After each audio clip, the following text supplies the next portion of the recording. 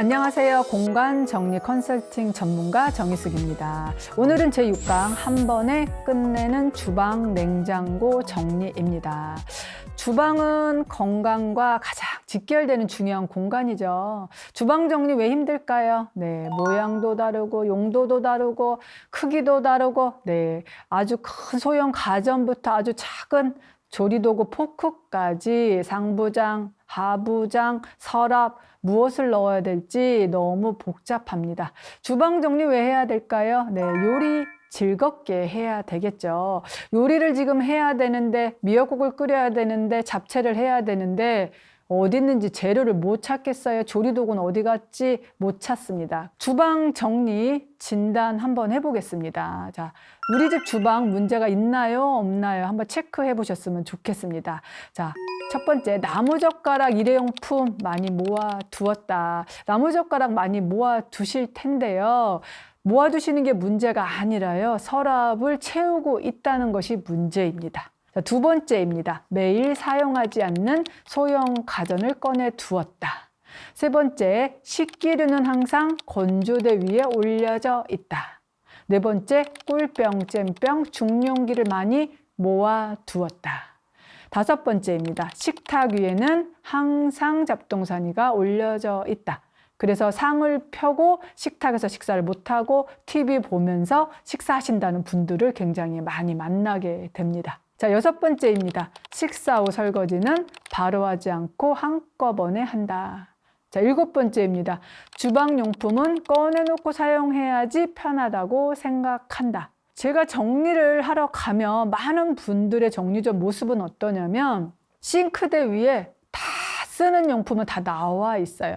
결국 주방 싱크대 안에는 안 쓰는 물건이 들어가 있습니다. 자, 그렇다면 이제 주방 정리를 해봐야 되겠습니다. 자, 주방 정리 4단계입니다. 자, 첫 번째, 꺼내고 분류하기입니다. 무엇을 어떻게 꺼내? 자, 고민을 해봐야 되겠죠. 네, 꺼낸다는 것은 결국 재고조사하는 겁니다. 주방에서 꺼낼 때 부피 큰 걸 먼저 선택을 하세요. 소형 가전이나 밀폐용기, 김치통 같은 것들이 부피를 좀 많이 차지할 겁니다. 사실 배달용기, 중용기를 모으는 게 뭐가 문제예요? 라고 이야기하실 거예요. 잘 사용하지도 않고 가끔 사용하는 용품들이 중요한 공간을 차지하고 있다는 겁니다. 한 군데 모아 보시면요.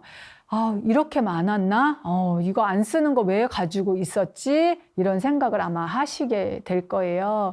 자, 분류할 때는 어떻게 해요? 용품의 크기별로 한번 나눠보세요. 밀폐용기 다 꺼냈습니다. 유리, 사기, 플라스틱, 스텐 이런 식으로 나누는 겁니다. 종류별로 나누다 보면 자연스럽게 분류가 됩니다. 그러면 어떻게 해요? 자, 두 번째, 버리기가 쉬워집니다. 주방은 건강과 직결되는 공간, 아까 말씀드렸을 거예요. 유효기간 지난 식품 가장 먼저 버리셔야 됩니다. 바쁘게 생활하다 보면 무심코 몇 년 지난 식품을 먹는 일도 많이 있어요. 자, 조리도구 벗겨진 거 버려야 됩니다. 자, 프라이팬요, 어때요? 코팅 벗겨진 거, 냄비 손잡이 떨어진 거, 망가진 거, 뚜껑 없는 거, 새 밀폐 용기와 지금 사용하는 밀폐 용기 두 개를 이렇게 한번 비교 한번 해보세요. 그러면 이렇게 누러졌구나, 이렇게 변색됐구나 금방 아실 수 있을 거예요. 그리고 이나간 그릇이나 금강 그릇 짝 안 맞는 컵들 버리셔야 됩니다. 주방에는 자잘한 물건이 너무 많기 때문에 그래서 더 정리가 안 되는 거죠. 자, 세 번째입니다. 수납하기입니다. 자, 냉장고에서 식재료를 꺼냅니다. 그리고 싱크대로 가서 손질을 합니다. 그리고 요리를 해서 다시 식탁에서 우리가 식사를 하겠죠.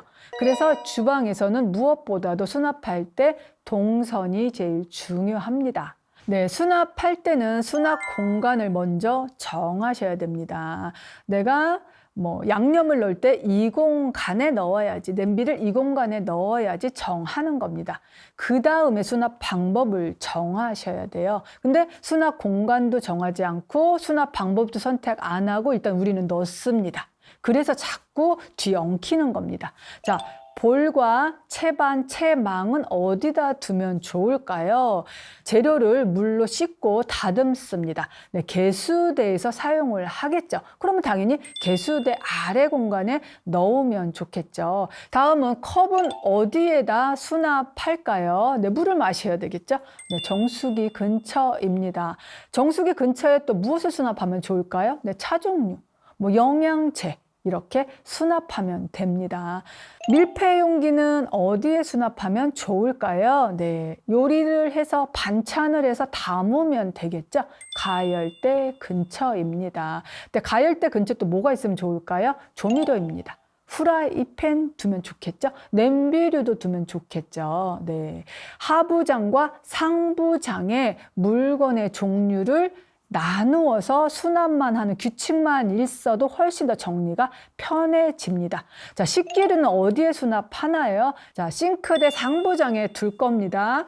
그냥 쌓아두시는 분도 많이 계시는데요. 그러다 보면 아래 거 꺼낼 때 불편합니다. 이럴 때는 주방 길이 조절 선반을 활용해서 이렇게 복층으로 나눠주세요. 그러면 한 손으로 꺼내기가 굉장히 편합니다. 사실 정리 전문가들이 수납을 할 때 요점은 잘 잡고 쉽게 꺼낼 수 있어야 합니다. 한 손으로 꺼낼 수 있다면 너무 편리하겠죠. 그래서 쌓아두시지 말고 공간을 분리해서 수납해 보세요. 또 후라이팬 같은 경우도 대부분 수납하는 방법을 보면 많이 수납하려고 그냥 쌓아둡니다. 많이 쌓아두면 어떻게 돼요? 오염되고 스크래치도 나겠죠. 문구점에 가면 파는 파일 보관함들이 있습니다. 책을 꽂아두거나 문서를 정리할 때 대부분 많이 쓰는데요. 후라이팬을 정리하면 굉장히 효율적입니다. 후라이팬을 가로로 쌓아두면 공간을 많이 차지하죠. 세로로 세워두면요, 한 손으로 꺼내기도 쉽고 사용 후 제자리도 굉장히 편합니다. 파일 보관함을 케이블 타이로 하나하나 묶어서 쓰러지지 않도록 고정시켜 줍니다. 그래서 꽂아주면 매일매일 사용하는 프라이팬 편리하게 사용하실 수가 있습니다. 그리고 접시 같은 경우도 그냥 쌓아두시지 말고 세로로 한번 세워보세요. 그럼 수납 용품을 활용해서 이렇게 세워둔다면 꺼내기가 쉽습니다. 양념류는 어떻게 정리하고 계세요? 양념류? 가루와 액상을 먼저 나누죠. 그냥 양념류를 세워두면 뒤에 있는 걸 꺼낼 때 다 쓰러집니다. 그럴 때 칸막이가 있는 수납 용품을 활용해서 한 번에 저 안쪽까지 꺼낼 수 있으면 굉장히 편리합니다. 조리도구는 가열대 아래에 수납하면 좋습니다. 그런데 칸막이 수납을 하시면 굉장히 편리한데요.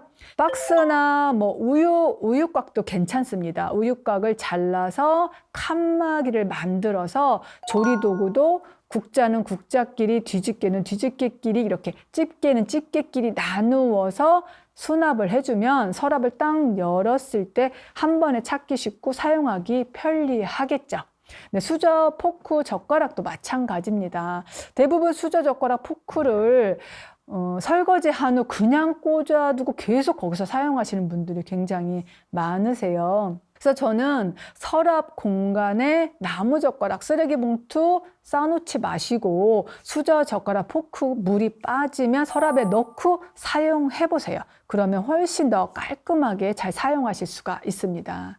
다음 4단계입니다. 유지하기입니다. 라벨링을 하면 가족끼리 요리할 때도 쉽게 찾을 수가 있겠죠. 사실 유지를 잘 한다는 것은 그 공간에서 물건이 이탈하지 않아야 돼요. 안 사야 되는데 우리 또 안 살 수 없죠. 이럴 때 한 개를 먼저 버리고 사자. 한번 생각해 보세요. 사고 버린다 하면 잘 안 버리게 돼요. 내가 뭘 사야 되겠어 라고 결정했을 때 아예 버리고 가서 사는 겁니다. 아예 버리고 나서 주문하는 겁니다.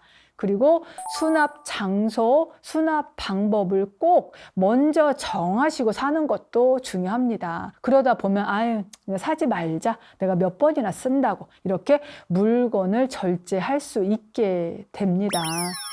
냉장고 정리 방법 10가지 한번 알려드릴게요. 이제 첫 번째, 검정 봉투 버리고 투명 용기를 사용하자. 네, 검전 봉투만 버려도 식재료가 잘 보이기 때문에 아마 잘 찾으실 수 있을 겁니다. 네, 두 번째, 1회분씩 넣을 때 아예 소분하자. 쇼핑하고 마트 갔다 왔을 때 귀찮으니까 그냥 냉동실에 얼리지 마시고요.